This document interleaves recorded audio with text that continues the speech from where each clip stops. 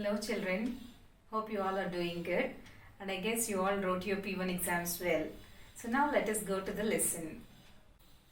Today I am going to explain you about the lesson, the atmosphere. It is geography 4th lesson. So what is an atmosphere, children? You all know, no?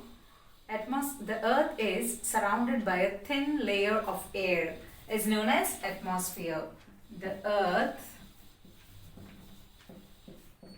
is surrounded by a thin layer of air known as atmosphere. So this atmosphere is playing a vital role, an important role in many things. It helps in sustaining life on earth. So we have many gases in the atmosphere. We have gases like oxygen, nitrogen, carbon dioxide. All these are present in the atmosphere, and we also experience weather changes like weather phenomena like wind, rain. All these we can see in the atmosphere. This atmosphere also protects us from harmful ultraviolet radiations which are coming from the sun. And this atmosphere helps us to maintain a balanced temperature on the earth. It allows the earth to be in a moderate temperature. It will not allow the earth to get overheated or overcooled. So it will maintain a balance. So now let us see the composition of the atmosphere. Atmosphere consists of different gases like nitrogen. The atmosphere contains 78% of nitrogen and 21% of oxygen and 0.04% of carbon dioxide, and many other traces of gases are also present in the atmosphere. Along with these gases, atmosphere is also having some aerosols, some dust particles. All these are present in the atmosphere. Now let us see the composition. So what is the 78%? Nitrogen. So the atmosphere is having 78% of nitrogen. And do you know what is the use of nitrogen? Nitrogen is used by the plants, but plants cannot utilize this nitrogen directly. So what will happen?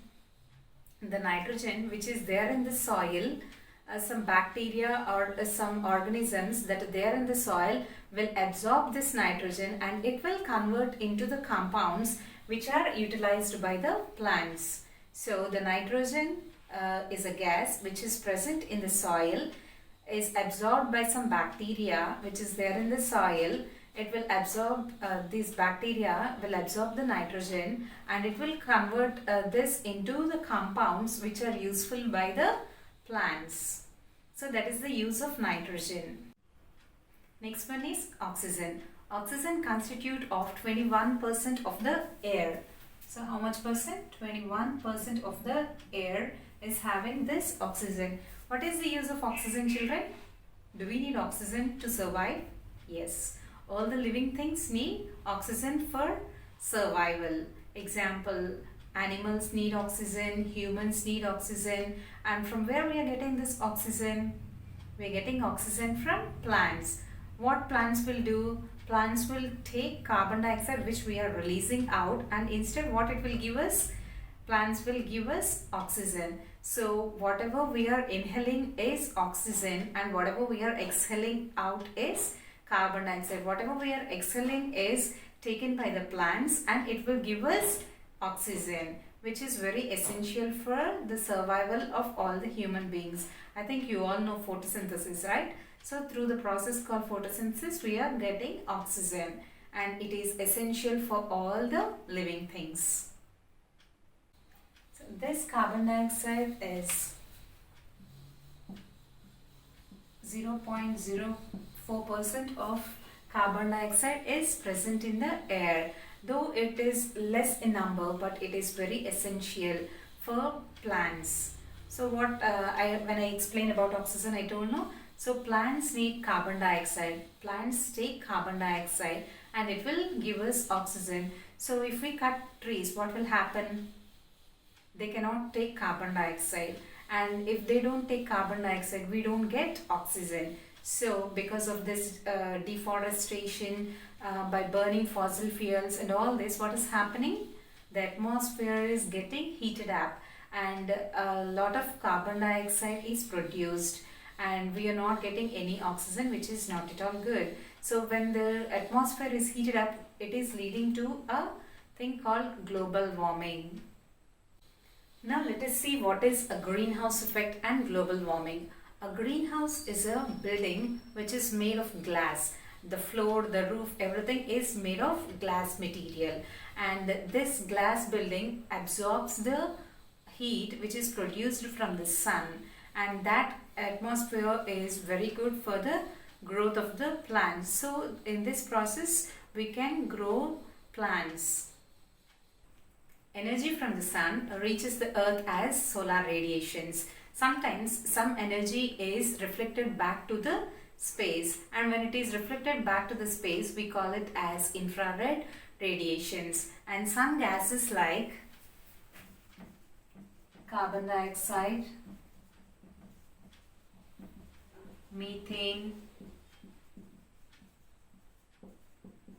nitrous oxide, all these gases are called as greenhouse gases. What these greenhouse gases do is they will trap some amount of heat. When the heat is reflected back, they will trap some amount of heat, and it will help to maintain the atmospheric temperature. So that is the work of these greenhouse gases. However, in recent days, due to human activities like deforestation, burning of fossil fuels, because of all these things, the greenhouse gases are releasing more. When the greenhouse gases are increased in the atmosphere, what will happen?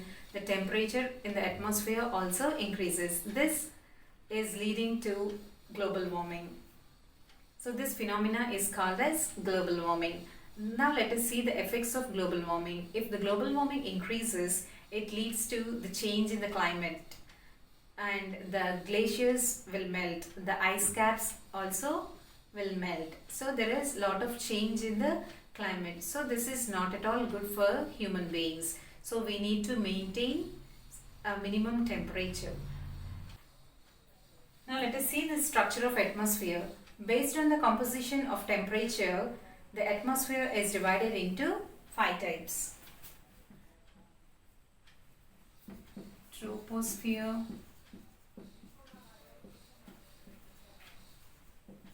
stratosphere, mesosphere,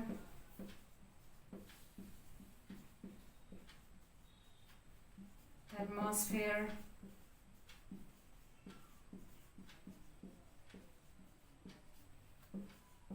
and exosphere. Let us learn each layer in detail. So the first layer is troposphere.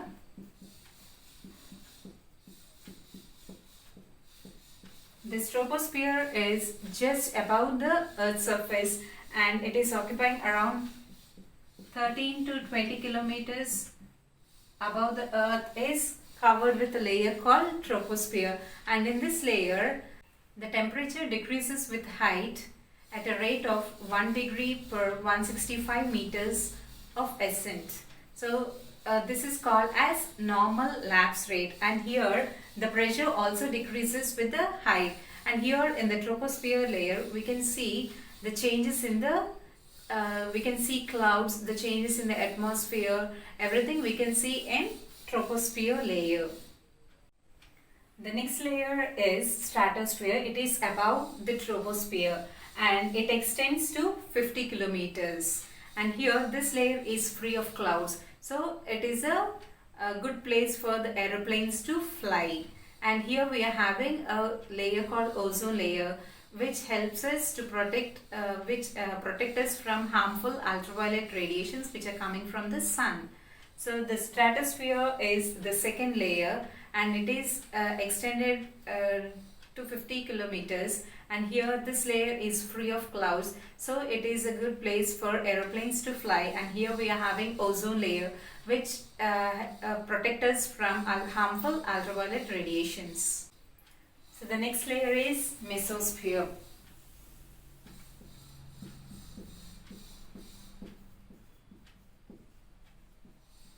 It is extending to 80 kilometers, and here in this layer we can see meteorites. You know what is a meteorite? These are the small rocky pieces from the space. They fall on the earth. So these are called as meteorites. The meteorites that are coming from the sun are burning up in this layer called mesosphere. The next layer is thermosphere, and this thermosphere is extending from 600 to 1000 kilometers, and as we reach up, the air in that layer will be very thin, and here we experience sometimes extreme heat temperature. And in thermosphere we are having another layer called ionosphere. This ionosphere is very important for radio communication. The radio waves that are produced are transmitted from Earth to their destinations through this layer called ionosphere. And here this place is also a very good place for satellites to fly. And the last layer, that is the uppermost layer of the atmosphere, is exosphere, extending 10,000 kilometers. As we reach up, as I said, the air will be very thin here, and here we have light gases like hydrogen and helium float in this layer called exosphere. So today we have learned what is atmosphere, composition of air. We have learnt about greenhouse effect, global warming, and the structure of atmosphere. So in the next class we'll learn more.